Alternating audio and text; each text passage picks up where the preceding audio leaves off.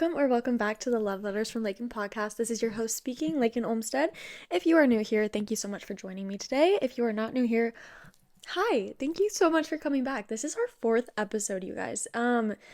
That's crazy to me because that's like, okay, it's been a month of the pod releasing, and I've gotten so much like amazing feedback so far, and I'm so grateful for those of you who have been listening.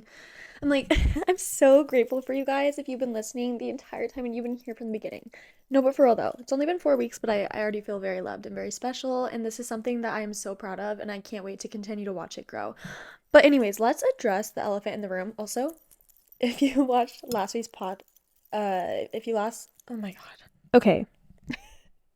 Last week's episode, I could not talk, and it seems like that's still happening, and we're just going to keep it rolling with that. So just hopefully you can understand me if you can't. Sorry. Anyways, if you remember from last week's episode, I got this new like charm bracelet and I love the way it jingles and shakes. I love the way it sounds. I feel so obnoxious. I'm like, it's over for you bitches. Like, I have bangles, I have charms, and they're loud and I love it. Anyways, let's address the elephant in the room. New setup? Like, look at my freaking bookshelves. Okay, if you're watching on YouTube, to my right, is my fantasy bookshelf, and to the left is my romance slash realistic fiction slash nonfiction up on the top shelf. I'm obsessed. This is like the new layout is everything. Like I mentioned last week, I think I mentioned this last week. I am moving back in my parents' house. I'm officially going to be moved in on Monday, which is 2 days before you guys are hearing this episode. But I'm super excited. I obviously have already started moving in. I wish you could see my little vanity corner. It's like this white little vanity with drawers and this beautiful gold like mirror that's from Hobby Lobby. You've probably seen it. It's really popular. Anyways, so adorable, so cute.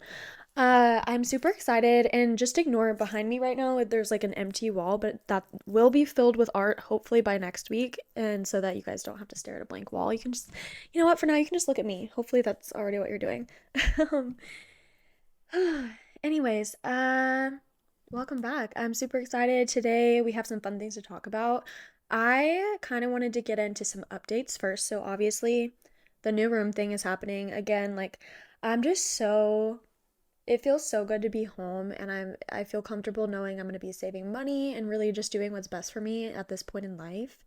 It's I feel like I haven't had a permanent space to live in a while because I moved out when I was 18, and so I lived in three different apartments the past 3 years of my life.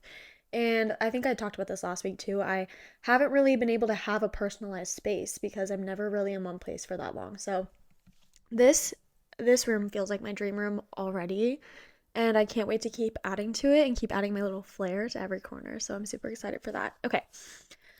So yeah, life updates. It's finally feeling real that I'm moving out, obviously. I am super, super sad to leave the apartment and leave Brittany and Jordan. I love you guys. And I hate that I'm going to have to tear the cats away from each other. Gino and Toby, they love each other so much. And I feel like I'm just going to have to get another cat because Toby's going to be so lonely. But it's okay. Let's talk about the most disappointing thing. I did, in fact, not get Sabrina Carpenter tickets. Moment of silence for that. And here's the dealio. On Monday, I was getting my hair done, that was Tuesday. Which, by the way, if you're watching on YouTube, I do have new hair. I'm back to blonde. Go check out my Instagram and post a little thirst trap of it. I'm obsessed with it. Randy Marie Artistry, I think that's what her Instagram is. I love you, Miranda. You did so well, and I'm so obsessed. She always kills it with my hair. So we did just kind of like a neutral, like honey blonde look. So it's not too like it wasn't gonna damage my hair, you know. Anyways, so yeah, hair did. Got my new tattoos, which I'll talk about in a second. But yeah, we did not get Sabrina Carpenter tickets. So here's what happened. I was getting my hair done on Tuesday during pre-sale, and my sister and I both got a code. We were trying for Dallas, Texas, because she goes to OU, Oklahoma University, and Dallas is the closest concert to her, or else she'd have to like pay for flights, and we didn't want to do all that. So we agreed on Dallas, sorry. Anyways, we agreed on Dallas. So she gets into the pre-sale, she FaceTimes me. Already rough start. There were like 2,000 people in front of her in the queue, which sucks. I hate when that happens. So when she finally gets in, There are pit tickets left and there are nosebleeds. Literally like barely any lower bowl. The only lower bowl, there's like literally one seat. I think I'm like, great, that's not gonna work. That's not gonna work for us. So the pit tickets are VIP $400. Baby girl. In this economy, like, are you kidding, Sabrina? And I know it's not her fault. Like, it's not her fault, is it? It can't be her fault. But then the nosebleeds is what got me. The nosebleeds, you guys, were about $200. And I'm just like, that is insane to be sitting all the way up there. I'm not paying $200. So we obviously were very disappointed. Ashlyn was super upset. I was super upset. And we have seen her before, like I mentioned in last week's episode, but it's just it's frustrating, for anyone to be a longtime fan and not be able to get tickets to one of your favorites is really hard. But I'm trying to think positive. I have a feeling that I'll be able to get some resale tickets at some point, even if it's like the month of. There's always tickets on sale. There's always people who are like, oh, I ended up not being able to go, or like, this isn't going to work, or I need the money, and they end up selling their tickets. Because I've sold concert tickets before, and I get it. I know how it goes sometimes. Sometimes you can't make it. So I assured my sister that we would be there some way, somehow. And I truly believe that. So anyways, I hate Ticketmaster, and you guys know. I mean, trying to get those Taylor Swift tickets was a bloodbath. This was like crazy too. I was shocked. Like, girl.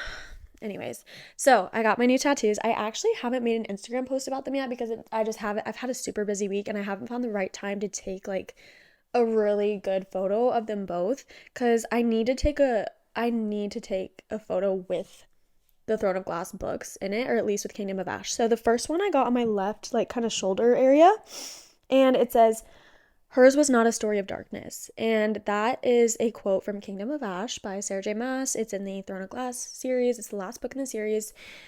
And I mean, I already related to the main character in those books so hard. I mean, she just undergoes so many trials and struggles that I found myself relating to, or found myself just relating to her, and how you kind of, sometimes you want to reinvent yourself.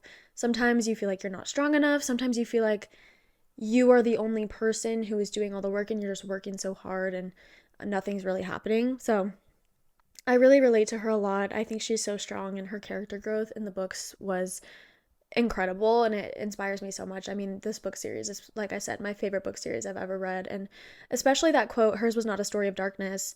I love that so much because as I've mentioned before, I struggle with anxiety and depression and ADHD, and struggling with mental illness and moving through life with mental illness can be so difficult sometimes. And you put on a smile and you pretend that everything's okay, and I'm always, more worried about everyone else in my life than I am about myself. And I feel like that was the same with the main character in the books. She was always more concerned with everyone else but herself. She was always sacrificing herself.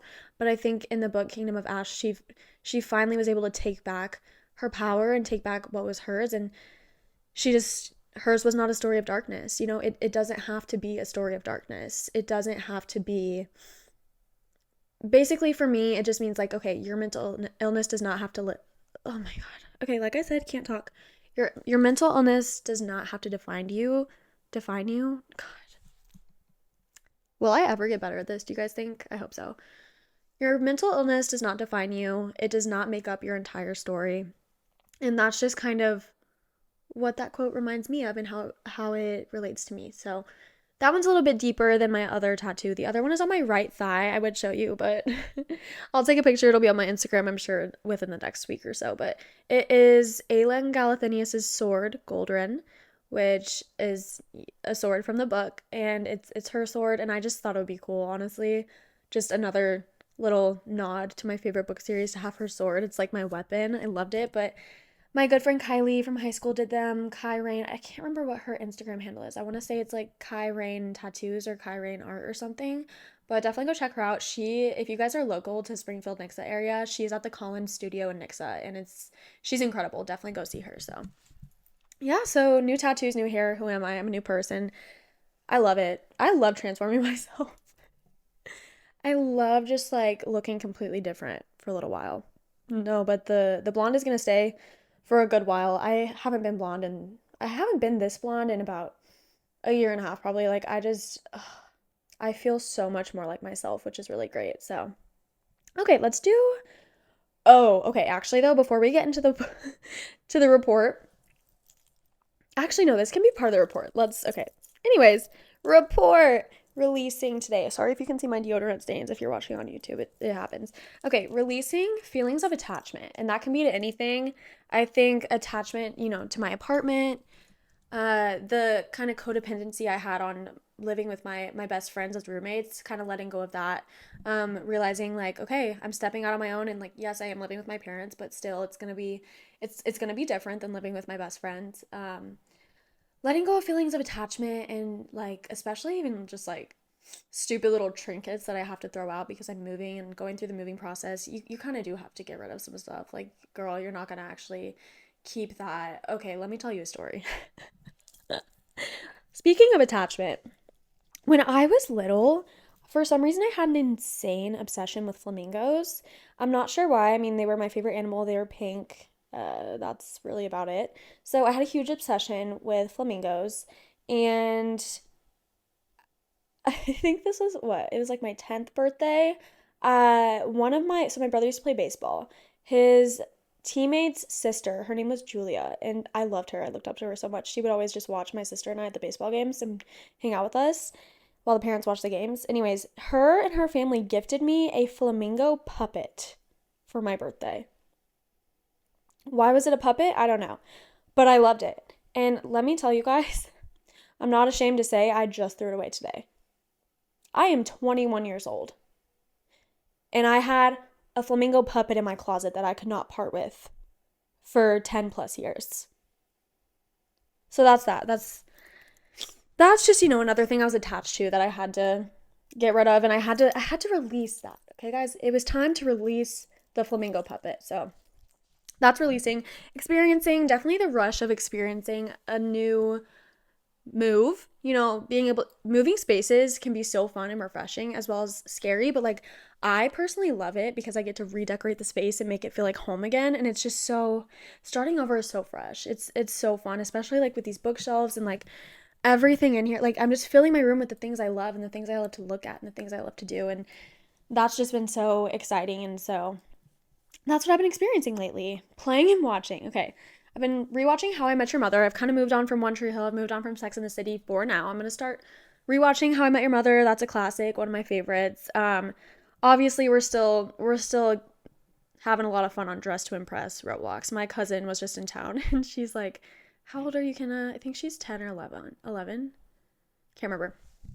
McKenna, she just subscribed to me today. Shout out to you, girl. We played Dress to Impress on Roblox literally at a family dinner last night. It was amazing. It was so good.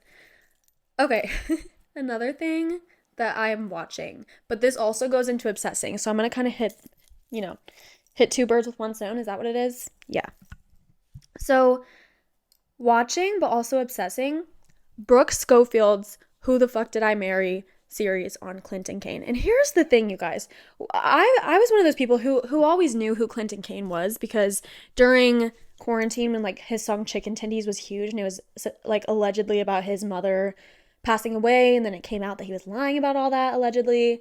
And me saying allegedly, like I'm gonna get sued. Like, babe, you are not a big influencer. Like, you're fine.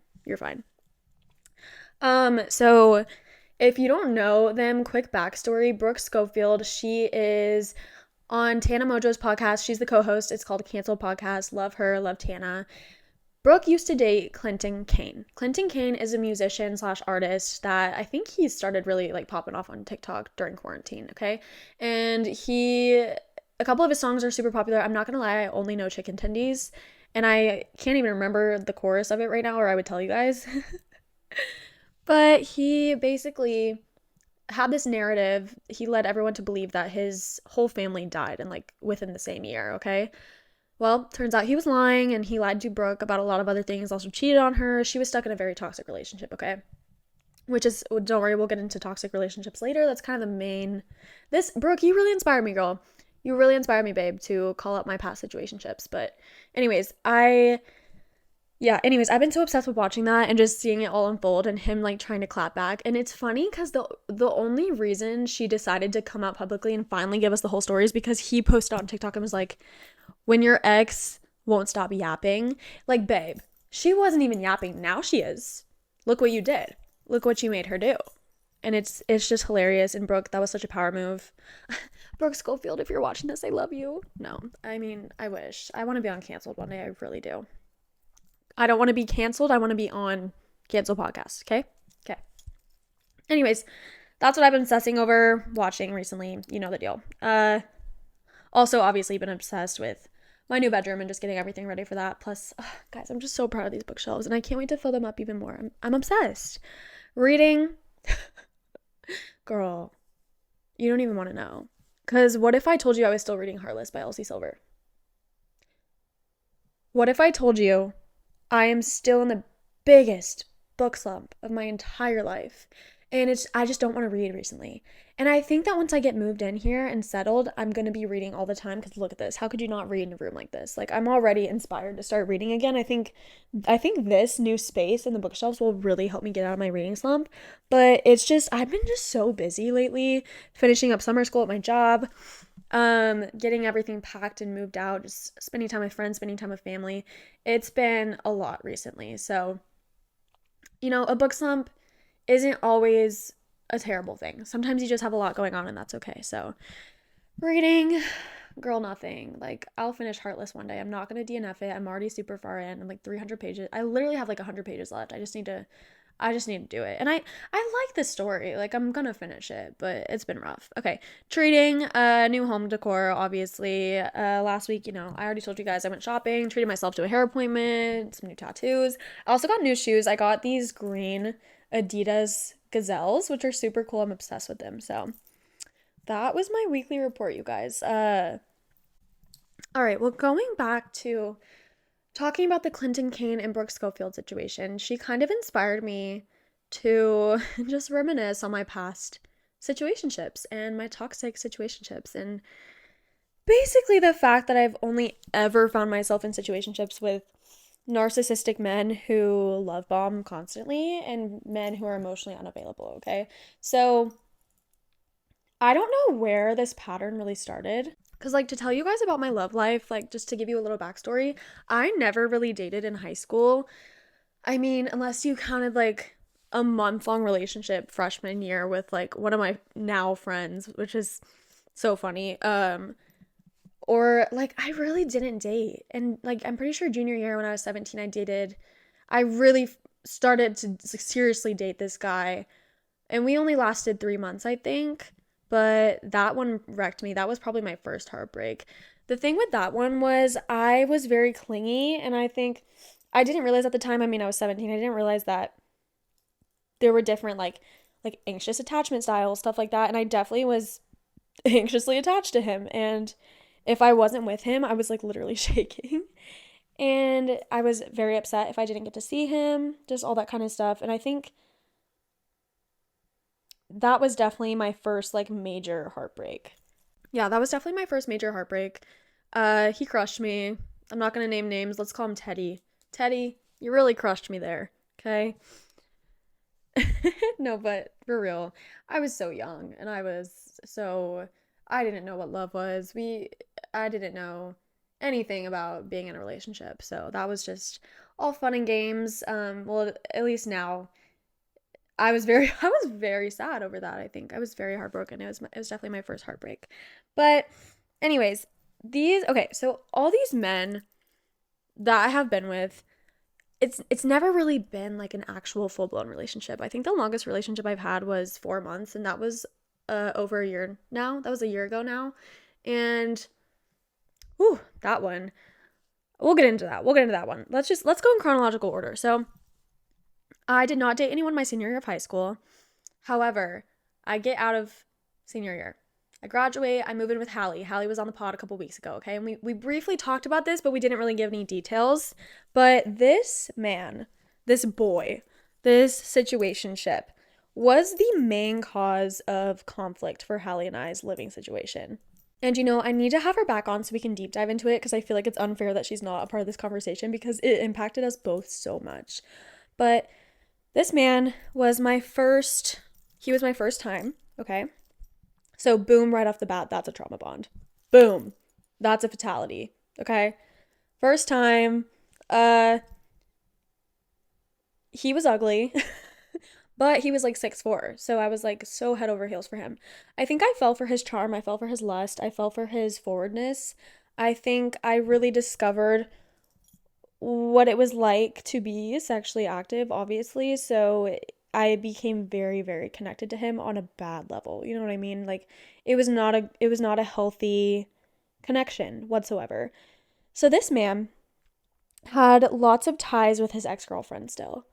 And I kind of just looked over it cuz I didn't really at this time. I was 18. I was so young and naive. I didn't know that I didn't know what a situationship was. I didn't know what how to find the signs of a narcissistic man. I didn't know how to spot signs of love bombing. So whenever he would constantly want to be with me every single night and day, we were always sleeping over at each other's houses. It was either me at his or him at mine.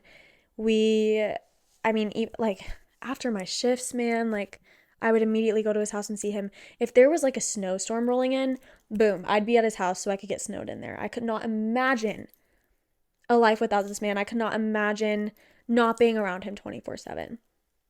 And that's the thing. I couldn't understand the love bombing. I could not pick up the fact that he was so obsessed with me because I was doing him a service at the time. I was filling his void because he had just broken up with a long-term girlfriend and I was filling his void. But to me, he was just like a fun new fling that I could really see myself with, which is scary. So, you know, here he is telling me he wants to be with me, but he can't call me his girlfriend. He wants to be with me, but he just can't do a relationship right now. And my dumbass is like, "Oh yeah, no, totally fine. Like as long as we're exclusive." And he's like, "Yeah, yeah, we can be exclusive." Okay. This man cheated on me so many times, and like I know he did. But he was like level 1000 gaslighter. And what's funny is at some point though, like sometimes he wouldn't even deny it. Like I'd be like, "Did you slide up on this girl's story and call her cute?" And he's like, "Yeah." He's like, "Yeah, we're not in a relationship." And I'm like, "Bitch." But honestly, he kind of ate me up there. Like, you're right, we aren't anything, and you have the right to do that. But in my mind, like, I'm in my poor traumatized mind. I'm like, but we're doing all the relationship things. Why am I not your girlfriend? We're doing all the relationship things, babe, because he is a narcissist and he is using you.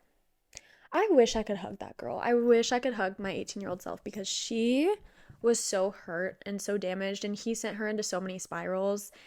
And listen, I wish him the best now. And the girl I wish them the best. Like truly, if he didn't come into my life, there are so many things I wouldn't have learned until someone else came into my life like that. I don't know. I truly do I am a big believer that everyone comes into your life for a reason, whether it's for a lesson or for them to stay in your life. I truly believe that people come into your life as a lesson. If they leave, it's a lesson. They're not meant to come back. So, I think that he taught me a lot, or that situation at least taught me a lot. But poor girl could not live without that man. And my family, they just, ugh, I feel so bad. I probably gave them so many heart attacks because they knew he was not a good guy.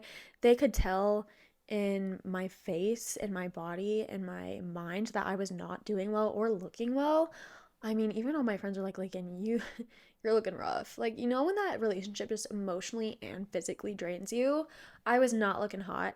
I was falling into a very, very dark place. And I'm just really glad I was finally able to pull myself out of it. I think for that one, my first situationship, I really had to run my course because again, I was so young and naive. I didn't know the signs and I didn't know how to break this cycle. It literally felt like Tana said this on the I can't remember if she said this on the cancel podcast or if she said this on the Zach Sang show. I think it was the Zach Sang show.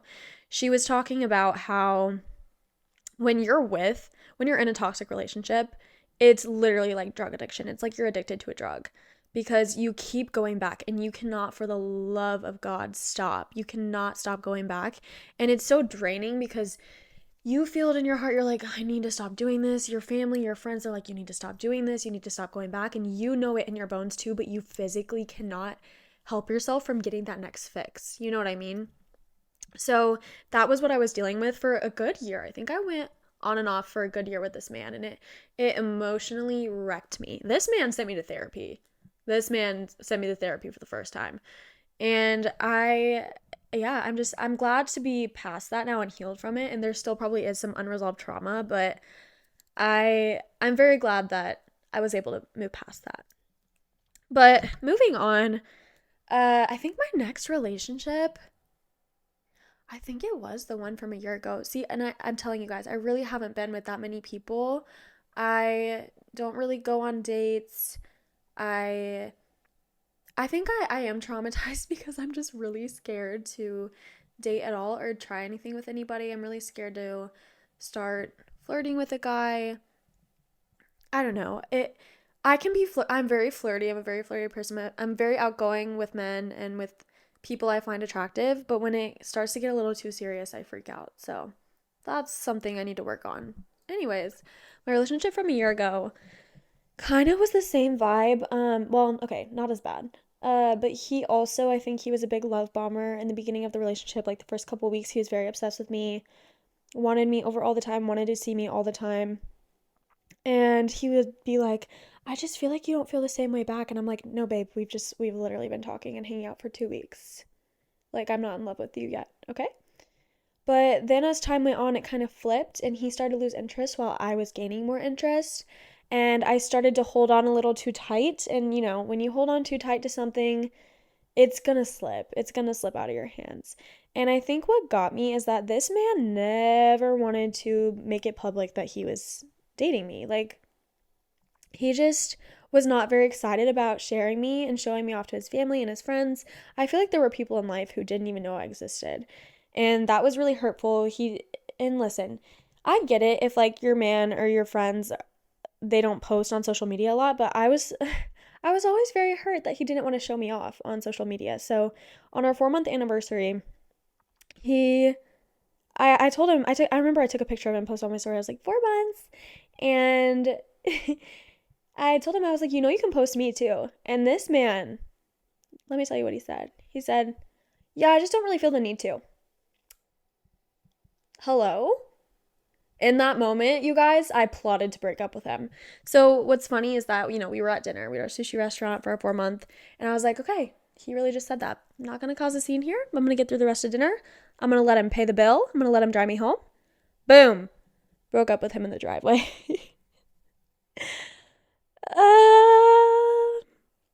Yeah. Broke up with him in the driveway. He seemed fine about it. I think it was a good mutual breakup. Like I told him, I was like, I don't think you're my person. And he was like, I hope you find like the person who, checks all your boxes. And I was like, thank you. That's very sweet. But then like a week later, I was drunk and I texted him, of course, guys, I'm so bad at breaking the no contact. Texted him and then he was like, I don't really want to talk to you anymore. And I'm like, oh, like, why are you being like that? He's like, well, I just realized some things while we've been away from each other. And I'm like, okay. Anyways, wish him all the best too. It's just crazy how we go through life and we think these people are everything at some point, and then we realize like, oh, that was not my person at all. But it was a lesson. It was a lesson, and I really do wish the best for him and all the past people in my life. But being in a toxic situationship, you find yourself really putting yourself out there that it's embarrassing. Like you do everything you can for this person to see you for who you are, but they will never see you for who you are. And I think it's so disrespectful to ourselves to let a man or a woman or anyone disrespect us like that over and over and over again and to keep going back, but it truly is a cycle that is so hard to break. So if you're going through something like that, I get you, girl. If you know in your bones that that person is not right for you, like get out of it now. Do yourself a favor, get out of it now. You will feel so much freer once you're finally away from it. And oh, this reminds me of the song Casual by Chapel Roan, where she says, what does she say? Casual. I need to look. Okay, I'm gonna look at the lyrics because there's this certain line that really gets me. Okay, give me just a second. Okay, this is the line. I thought you thought of me better, someone you couldn't lose. You said we're not together, so now when we kiss, I have anger issues. And that feeling is so real when they say something like, oh, we're not together, or we're not exclusive, or we're just messing around, this is just a fling, or like, we can't be together like that, I can't call you mine, I can't call you my girlfriend. And then like every time you're with them or every time you get intimate, it's like, oh, I'm so angry because what is this? Why are you treating me like this? But you won't be serious with me. You won't be exclusive with me. So that feeling is just so real. That song really does encapsulate being in a situationship and not knowing where you stand, but wanting to just be around them regardless. So you just accept it how it is.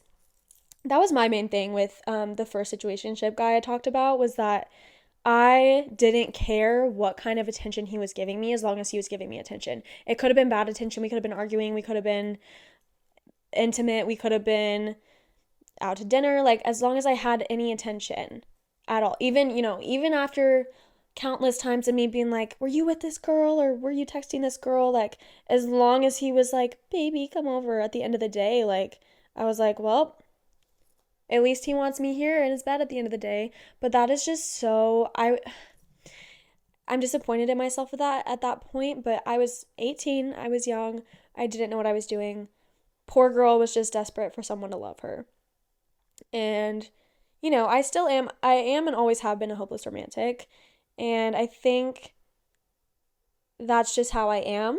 But I have a more, I have a higher level of maturity now, and I have a higher sense and radar for the red flags and the signs of love bombing and the signs of, okay, this is a little bit toxic, or the signs of this person doesn't actually want you, they just want your body. And yeah, I think that in the past I've just looked for love in a lot of the wrong places. And I've always just looked for love as attention. I've looked for attention, I've looked for lust rather than a genuine connection, even though I really, all I want is a genuine connection. But all I know is someone who's lusted after me. That's all I've known is people who lust after me rather than love me or want to get to know me for who I really am. And it sounds sad, but really I have a lot more awareness now of what happened to me in the past and how I can move on from it. So, like I said, hopeless romantic. I do believe in love. I do believe that I will find it one day, or that it will find me, and I'm confident that I have a lot of these red flags on my radar now, and I know what to look for, and I know what to avoid. And yeah, right now y'all, I'm just living. I'm feeling really confident in myself. I'm just having fun, and I've learned that, you don't go looking for it. It'll come find you. So, long story short, know your worth, babes. Know your worth. Know what you want. Don't drop the bar for anybody.